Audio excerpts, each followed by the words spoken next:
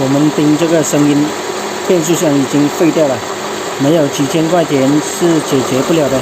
里面的声音就像拖拉机一样响。朋友们，大家好，我是专注于汽车知识分享的小陈。今天来了一台雪佛兰格鲁兹，这台车根据车主反映，行驶的过程中有很大的异响。发现这个异响以后，车主没有理会，又开了3000公里。现在异响特别大，感觉都要报废了一样。等下我们去检查看一下到底是什么问题引起的。就是这个雪佛兰格鲁兹在行驶的过程中有很大的响声。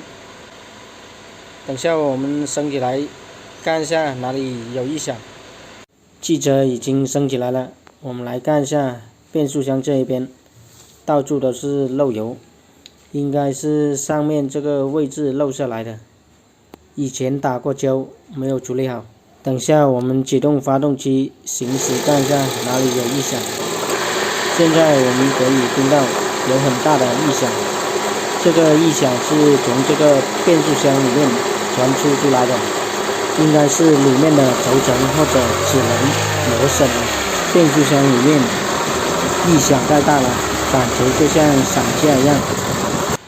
等下我们就把这个变速箱给拆下来。这个变速箱我们已经拆下来了，我们来看一下。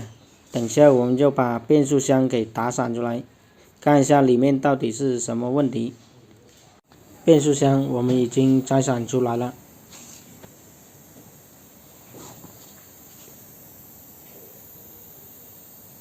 我们来看一下这个摩擦变包，里面已经有磨损，还有裂痕了，这个是需要更换的。还有就是这个行星齿轮，里面的轴承已经崩出来了，很严重啊这个。还有这个也是裂掉和崩掉了。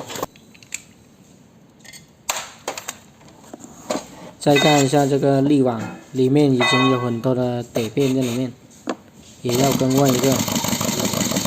现在这个雪佛兰格鲁兹变速箱已经修好了。这台雪佛兰格鲁兹经过我们大修变速箱以后，现在异响已经没有了。所以在这里提醒大家，如果发动机或者变速箱哪里有漏油或者渗油的地方，都要及时检查，不然到时候损失就大了。本期的视频就分享到这里，喜欢小陈视频的可以点赞加关注一下。